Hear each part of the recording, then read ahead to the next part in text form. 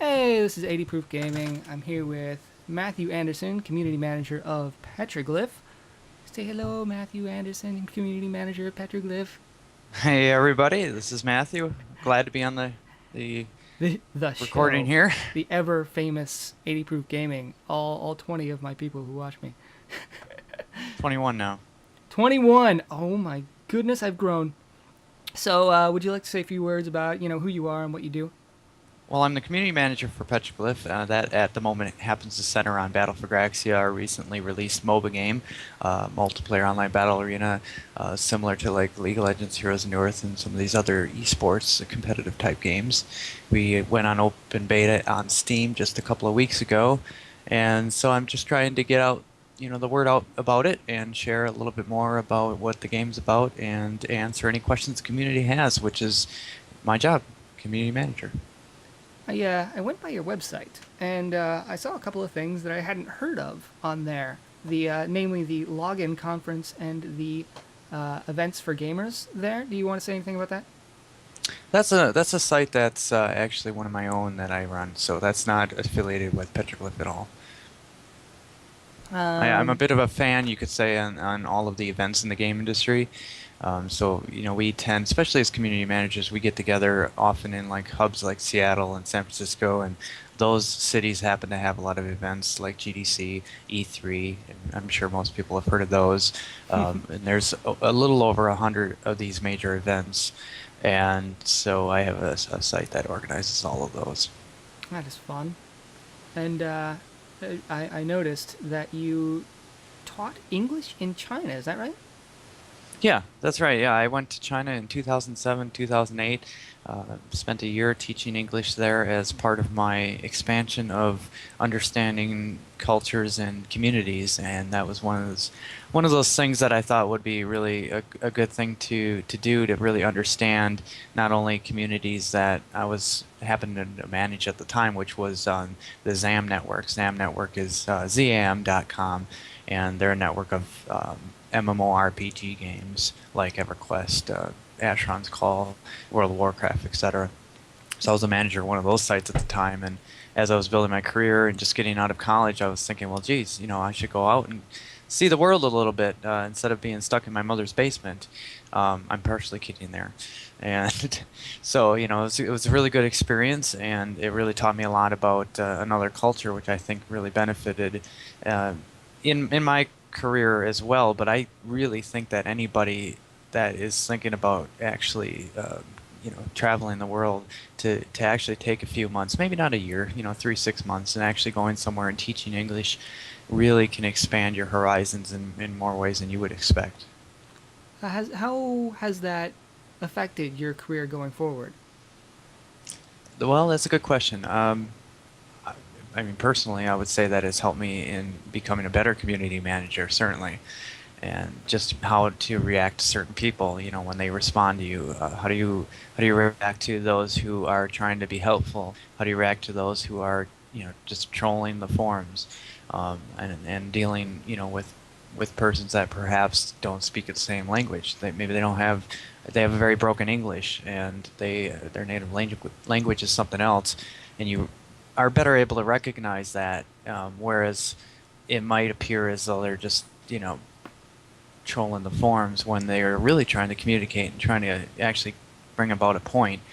They just don't know how to say it in English that well. So there's little things like that that's definitely helped. I came back from China, and I had a temporary job for a few months as a community manager remotely, which is most of my experience, and then jumped into getting a position here where I am now at Petroglyph on site as a community manager for their games. Petroglyph as a company is really community focused. In what small ways, or large ways, do they actually put their energy into growing a community? Well, I'm the actual leader of the community team, which is we have a few of the moderators that are contracted out and then volunteers. And so I manage most of that and try to set a focus and direction for how the community moves forward from game to game, because we don't just have Battle for Galaxy, we produce board games, we produced a couple of PC games on Steam. You can go to Steam and just search for Petroglyph, and that'll come up with a list of all of our games, including some of the older ones like Star Wars, Empire at War, Universe at War. Those are the first couple of games that Petroglyph produced. And so we have a wide range of games from a wide range of genres as well. It's not like we just produced first-person shooters or something that might be a little more similar to each other. So that's been interesting in trying to build a common community. But I think we've done that, and Battle for Galaxy has really been really an interesting stepping stone to that, because it's one of those games that a lot of different people like, and as I'm sure you know and have seen, it is interesting when you have a wide range of different player types come together. A lot of the times, you can get some really great teams out of it, and sometimes, people fight, and so it's interesting dynamics there. But we've been able to do it by keeping, central forums up, having social networks to communicate to the community. I mean, it's really kind of an obvious thing to actually. It should be obvious, I should say, and the question of how do you keep the community together, especially when you have different games and genres, and the best way to do that is to, talk with them. So it's all about enabling, just Yeah, giving them keeping the communications tools. open, talking with them, and also, little things like this, actually being able to actually take some time to respond to questions, and some great questions right away, by the way, and just Um, being that willing to do that instead of not, if you don't have a face of the game, as part of the team, as part of the development team, there's nobody there to actually for the players to relate to. Then you're on a bad track right away, I think. and us folks at YouTube, we definitely have experienced the people who are not willing to put a face forward, and it's not. It's more off-putting than I think the companies realize. Yeah, it is. I mean, no news is generally can be viewed as bad news if you're not, stating, well, this is why this is not working. This is why this is slow. This is why we had to delay this for a week. And we don't really have a problem doing that. I don't see any really reason to consistently not do that. I mean, every time we've communicated with the community and brought about, well, this immortal, we're spending another week tweaking him. We're gonna have to delay him, which hasn't happened very often. I mean, we've had a pretty good schedule on releases, but when it does happen, we let everybody know, and it usually goes over pretty well, and that also gives more time for the community to actually respond to us about additional tweaks and balance changes that they're looking at too. Because this is another thing, we have a group of testers. I mean, it's open beta for Battle for Galaxy right now, so technically everybody's a tester and helping out. I mean, that's any online game, you're always helping out, even if it's live. But we also have a more focused, smaller group that we communicate a little more closely with, that helps gather all the information and feedback from the rest of the community on everything they see, just so we can respond to and make those last-minute changes where we find them. Um, would you like to give? I mean, we've talked a little bit about Petroglyph as a company. They do board games, which, by the way, I was shocked to learn. I have no idea, and I've seen their board games time and again as I walked through, the local card store or whatever. But Yeah. I didn't know those were Petroglyph, same company. Oh yeah, we Bizarre. have 4 board games right now that we produced. One of them is the first one, actually, Panzer General Allied Assault, is now not for sale in most areas anymore. So it's kind of a collector item. Go and grab it now if you see it anywhere. We're also, we do giveaways and anniversary events, and we'll hand some of those out that we still have. Russian Assault is it's actually a sequel, not an expansion, but a sequel to that Allied Assault game that we produced a few months afterward. And Allied Assault they're both World War II based. Allied Assault is Western Front, and Russian Assault is Eastern Front. Eastern Front being more, Eastern Europe, Russians versus Germans, as opposed to Americans versus Germans. And we produced those, and then at the same time we actually released Russian Assault, we also released Guardians of Galaxia, the board game. All three of those, Ally Assault, Russian Assault, and Guardians Graxia, have a similar design. They have cards and they also have a tiled board. Heroes of Graxia is the fourth one, which is a little bit different. It's more like Dominion, if you've ever played that card game. It's a Oh deck yes. building card game, and you have just cards, and you use them to place onto any table, and you build your armies and fight one versus one, you and somebody else. The other games are like one of 2 to 4 players, and so we spent almost 2 years just trying our hand at developing board games. It went really well. I think we had a good success with that. We would like to have continued it, but we had some other projects that came about that we had to shift to. Namely, Battle for Graxia is one, and so we that goes back to the really trying to try out, and a little bit of an experiment with, what can we do to make Petroglyph successful? And it's not just being confined necessarily to one genre, but we tried, several, and at the moment we're trying MOBAs. And if I'm not mistaken, is Balak named after you, the Oh, immortal? that would have been neat, but no, I didn't have an immortal named after me. My nickname in the game community is Berek, Berek. Some people say Berek. Um, I kind of made it up. It's actually from Lord Beric Halfhand, which is the Tominous Covenant Chronicles king, I think it is. And so I kind of pulled the name from there.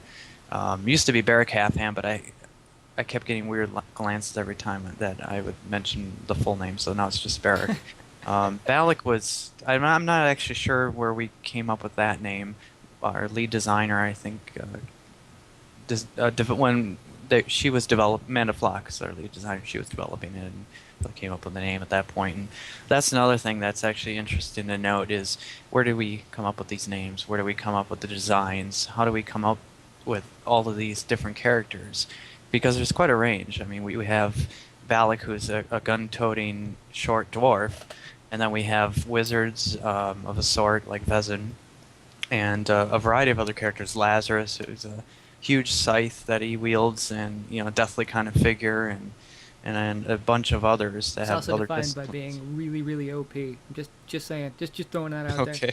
I'm just Yeah, we're kidding. working on those, balancing those out. It's tricky, No, especially the he's more that fine. are He's just added. I play characters that are weak against him, so it's like I will run into him and I'm like, oh, dang it, I'm out of here. Well, we look at that in the forums, and if there's a lot of people that are like, well, this one's overpowered or this one's underpowered, then we'll take a That look at that and tweak them. that leads really well into one of the questions.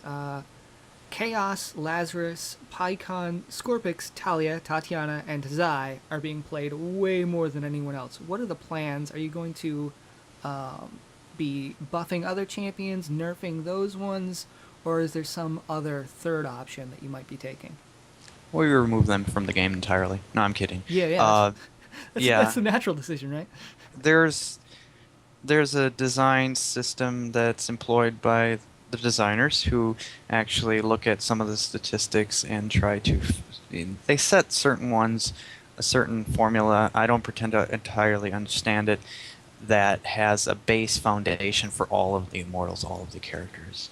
And if one looks like it's a little overpowered, a little underpowered, they'll tweak certain things, but keep other things balanced so that otherwise you can just imagine it. You'd see, oh, this character's overpowered, this character's underpowered. The community's saying this one's can do this and it's way too powerful, and it's just pub stomping everybody.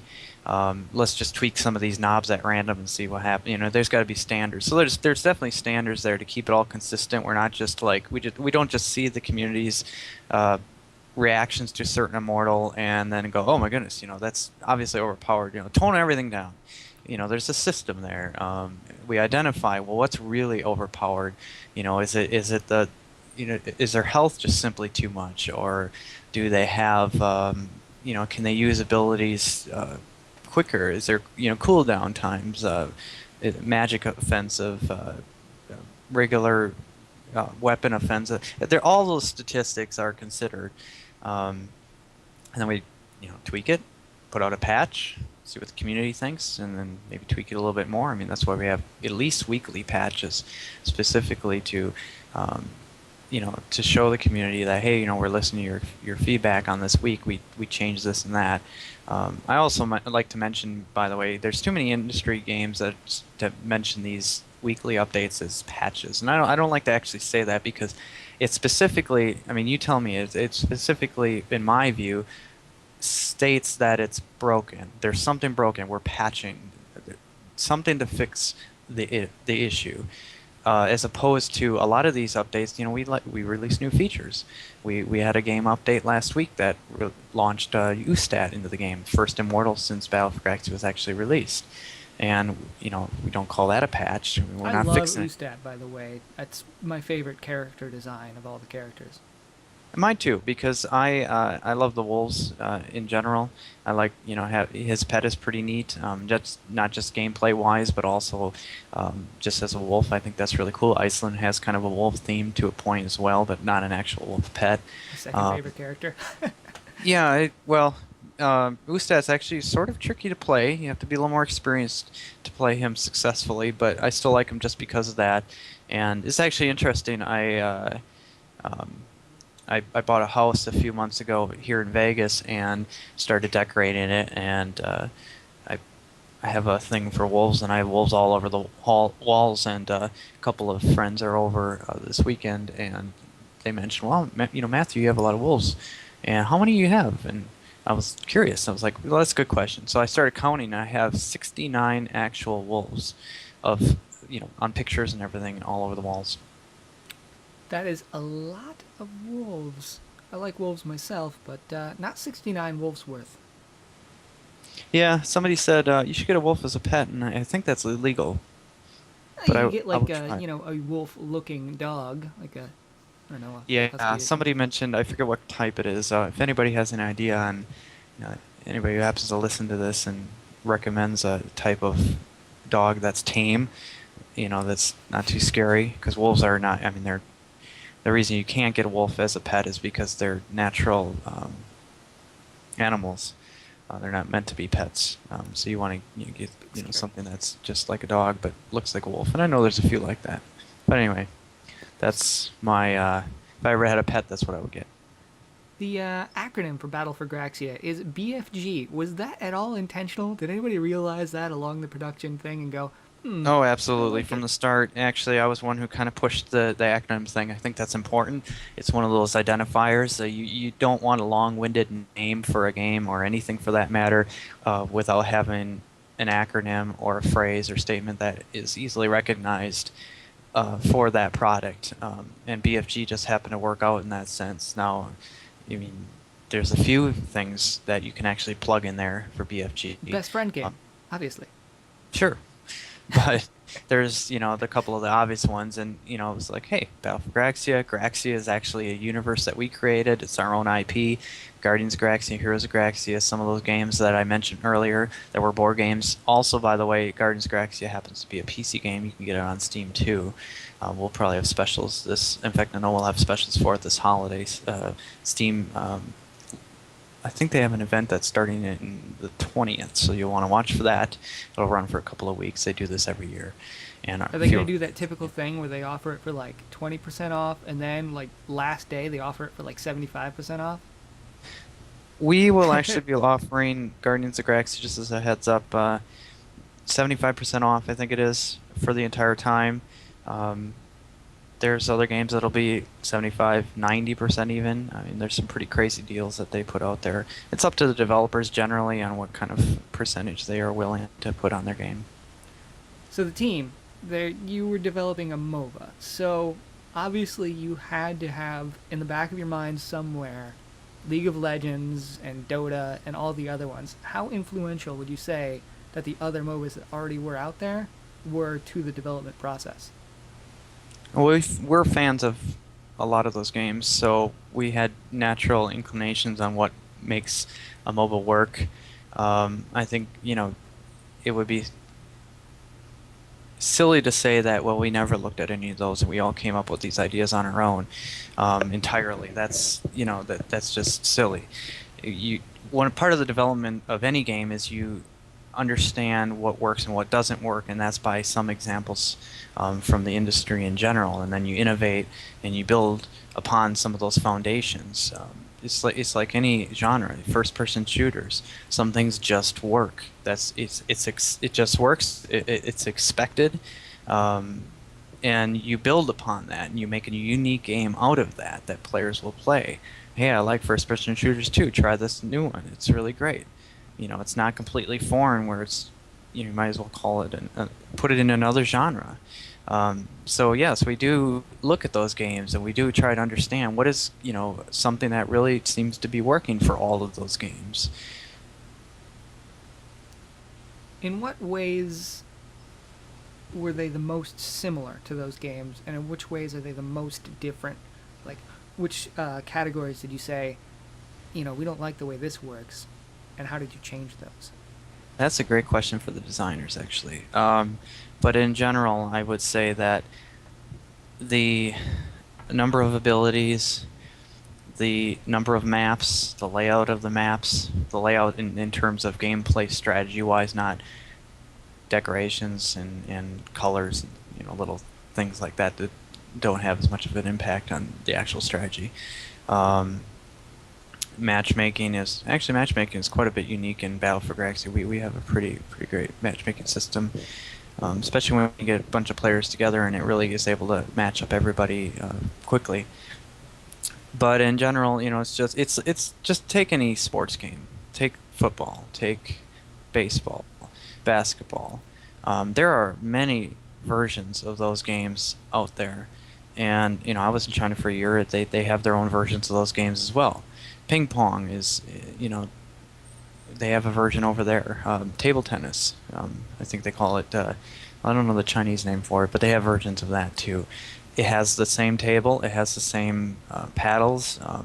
You're doing generally the same thing, but the rules and everything else are different. It makes it really a unique, different kind of game. Going forward, you guys have a lot of options of where you can put your priorities. You can make a lot of skins so that you could get the monetization really going, sort of expand the skins you already have, focus on really pumping out a lot of heroes so that you can have more variety. Or you could buckle down into the systems themselves and fix some of the things that are going on in there. What do you think will be the priority from here? Well, we're going to do definitely a little of each. I mean, we see the interest in actually having a bunch of skins released for the Immortals, and we try to make new skins for some of them. Speaking of which, I'll give a heads up that we are actually going to be producing a unique skin for our expected Mobile Fire launch. We're going to be putting Battle for Galaxy on Mobile Fire.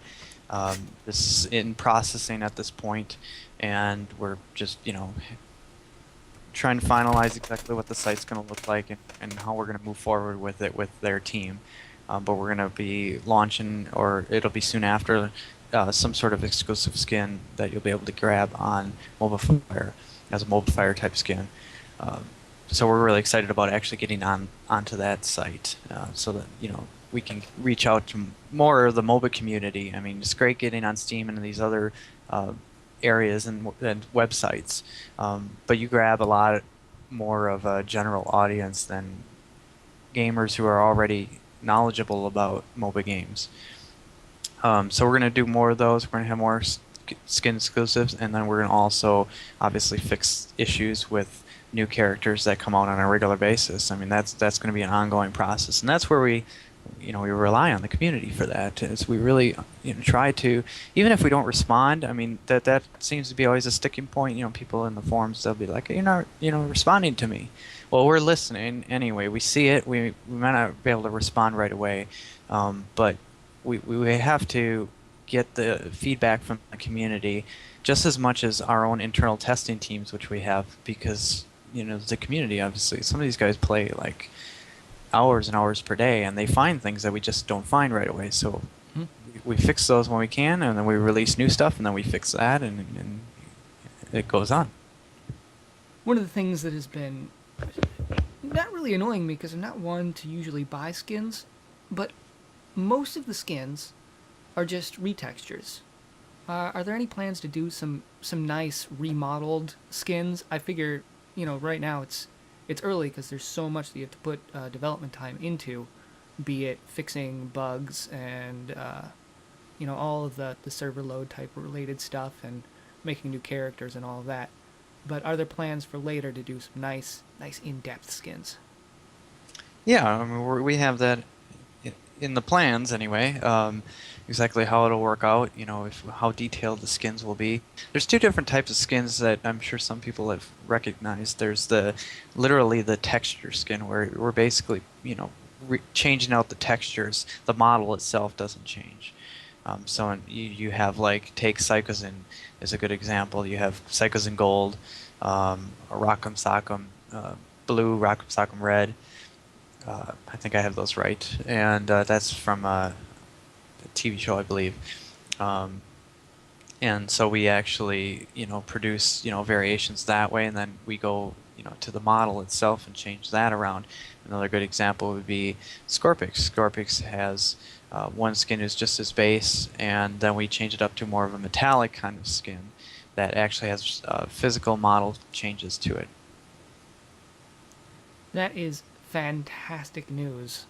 I was a little worried. I was like, oh no, they're all just retextures. I Well, hope you they can don't. imagine it's a lot more work changing the models than the just changing out the textures. I mean, it's a lot of work in any case, but the models is really another step. There's a lot more considerations there, and it takes more time too. It's not easy making one of these characters. Pumping one out every 2 to 4 weeks is a big process in that amount of time. Um, it's we want to show the community more of what it takes to develop these games, and I wish I could do more of that even than we already have. Regular videos of the production in the studio would be great. I'd love to do that, and we might be able to do that at some point soon here. But it's just suffice it to say that when you actually play one of these characters and you see them launched, and you like them or you dislike them, and you have your opinions. It's like movies or anything else. You go to a movie that's 2 hours long. A good example that I'm about to see is The Hobbit. I can't wait for that one, especially at 48 frames per second. We'll see how that looks. A lot of people seem to like it, and you watch it for 2 hours and you go, "Well, that was great," or "Eh," or "That was terrible," and you have all these comments about it that you talk with your friends about, and you don't maybe realize that hey, this took months and months and millions of dollars and thousands of people and all sorts of things to make it come together. So it's we want to do everything we can to make the game better and to listen to the community, but there's so many things that it just won't happen in the time that some people expect. So we always have to pick and choose. We'd love to change every model around, but we can't quite do that. Graxia has way more lore than your average MOBA. Are there any plans to exploit the surplus of lore that you've got? There's lots of lore in Graxia. It's such a cool world. Floating continents, which by the way came out before Avatar movie was released. In case anybody's wondering, that we might have took it from Avatar. That's not the case. It's a generic idea anyway. That whole world has a lot of potential. There's so many characters and creatures in it that I think we have a lot more just for characters in Battle for Graxia to tap that game and that lore. Guardians of Graxia, I should say, was the first one for the Graxia world, and to take all those characters and make them immortals would be great. Never mind coming up with new ones. So there's a lot there that we can use, certainly. I mean, just anybody can go and grab Guardians of Graxia, download the PC version on Steam, and check out all of the characters. Just some really unique ones. The League of Legends, for example, has those in-character newspaper articles that they post on the website, and nifty little lore features and actual power shifts in the game from time to time. Swain recently took over Noxus, I believe. Are there any plans to have your writers kind of just nifty little flavor features like that? Yeah, that's interesting. The time has been tight for everybody on getting everything developed and released for each immortal, and just launching open beta for Battle for Graxia. So we're going to keep that in mind. That's a good idea that we want to, I think, really introduce into the game that hasn't been there quite yet. We have lore and basic website features for each of the immortals, so you can learn about them, you can understand their history in the Graxia world, and how they play for Battle for Graxia, what are their strengths and weaknesses and whatnot. Um, but we'll probably start something like that up next year. It'd be fantastic. I've reached another one of the things that I dislike about the game. 2 people max in the queues? Is that going to change? 2 people max, like you can only queue. You can only queue with 2 people in your party, in your little group. Or 5 now if you're in ranked, but... Five not for in ranked, yeah, that's right. We're always looking at that. I know we're having a big meeting tomorrow, actually, tomorrow for me, on discussing the queue and the matchmaking system to get people to join the games matches quicker. Um, One of the things with the queue system, or I should say the matchmaking system for ranked games, is that as you level up, the more that get to a higher level, 20 plus, or I should say 19 plus, and then up to the max 25, is that you'll start to see the scores in the leaderboard reflects this. We'll have that on, and you'll be able to track exactly how you're doing. Well, in general, at least to other players. One of the trickiest things that we've had to continually deal with is how do people level? How do people get up to that level 25? How are they compared to other players when they do queue? So that's a good question. If we're always seeing feedback either way on some people like it, some people don't, and we need to figure out where's the best balance for that. So I don't know if you personally have actually sent your feedback in the forums or voiced your opinion on that, but you or anybody else who doesn't think that we're doing something the right way or something that is better in another MOBA game or in general for MOBAs, we definitely want to consider it. How can we make it better? Yeah, I'll tell you my little story. Me and my brother, who lives in Colorado Springs, and his roommate, we all 3 were on at the same time, and we're like, hey, we'll play a game of Battle for Graxia. And then once you find out you can only do 2 people in the queue, well, all of a sudden I can't play Battle for Graxia because I can't abandon my brother and he can't abandon his roommate, because that would be super rude, and I am nice. So then we have to go and find something else to play for that day, and the both of them, they get discouraged by Battle for Graxia because then they know that if ever this happens again, they can't play. So then they start gravitating toward other games. So it's a high penalty for the advantage that it gets. I'll definitely hop on the forums and type up my little story. Maybe No, put that'd it be in great. novel form with alliteration and everything. Yeah, definitely. And sometimes there's just to point out, there's sometimes matchmaking errors. Like literally, it shouldn't be that way. So we've been working hard on that, and there hasn't been very many recently. But sometimes, depending on how you're queued and who you're queued with, it can maybe not match you right. So there's possibilities for that, and just you queue and fixes itself. No big deal there. I know this is a down the line sort of thing, but are there any plans to do co-op versus AI, to implement a co-op versus AI setting? Well, we had that actually 3v for a while. It seemed to conflict with the core MOBA experience, so I think we removed that. But we have bots, and we're gonna. You can practice 1v against a bot, but we're gonna be bringing that potentially back again. That's interesting. I could understand why it might not be a wise choice so early, because the population is small enough that having some people who are like, well, I can just get my XP and everything from playing a co-op versus AI game, that means that there are less people in the queue for the normal matches.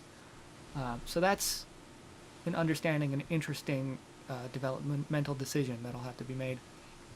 Yeah, that was difficult to actually decide because it did split the queue, and some people. Here's another sneak peek. We for a while we had 2v2, 3v3, and 3ve, and a bunch of other modes, and we had quite a range. And we wanted to be unique in that regard, and well, it was too many. Some people, depending on the time of the day, would shift to another one and split the queue. And we are actually going to be implementing a new 5v5 map. It's looking really cool. I can't wait to show it to you guys. And that's actually coming up pretty soon. Hopefully, be released shortly after the holidays. But it's a revamped 5v5 map, and we might have that in tandem with the existing 5v5 map. This is still being considered at this time, depending on how people like to play both, because they're going to be unique in themselves. Have you considered like a playlist style, like in Halo, there where you had a lot of different types of maps, and you picked a playlist of maps, and you would get a random one among those.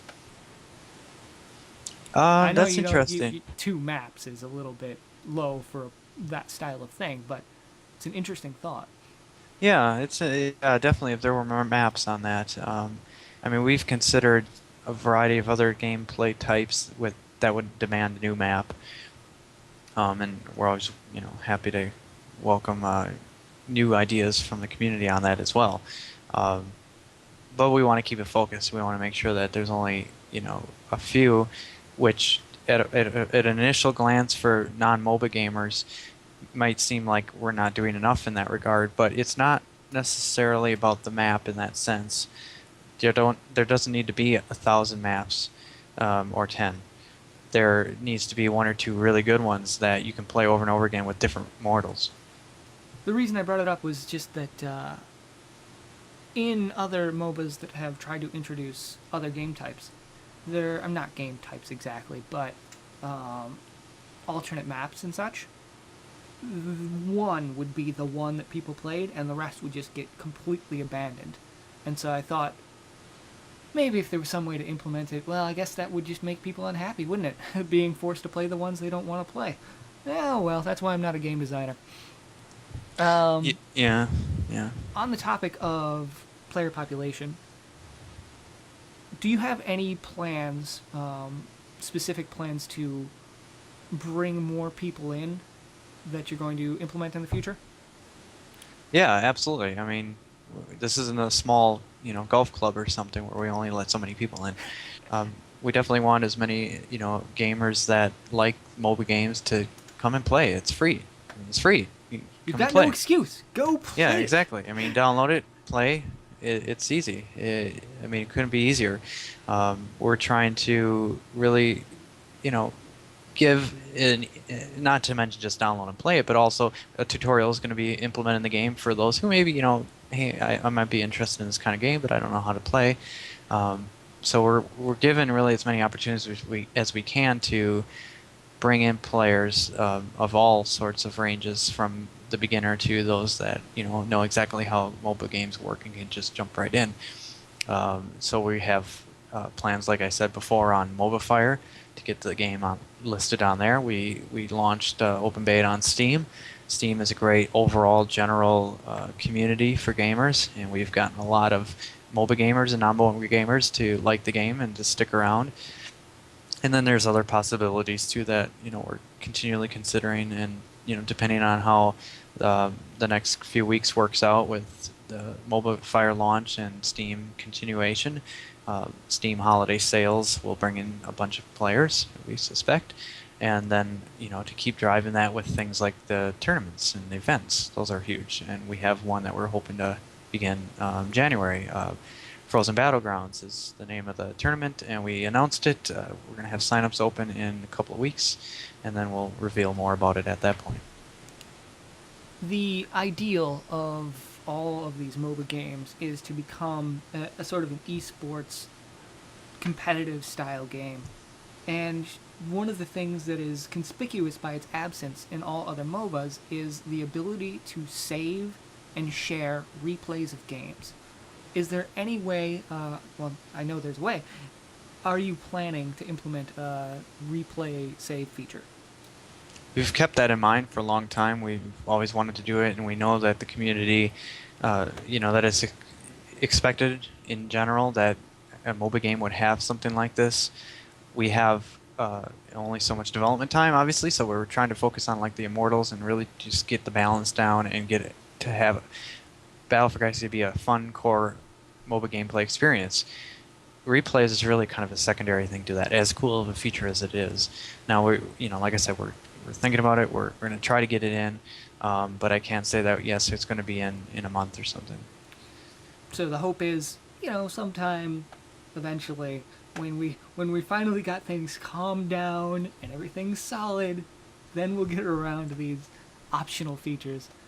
Yeah, I mean, like I said, there's only so much time to develop some of these, and it's either, I mean, would the community like to have a replay feature and halt to new Immortals for 3 months, or however long it takes, or a continuation of new Immortals to try out and fixes and balance changes to existing, and to hold off on that replay feature. So it's that kind of give or take.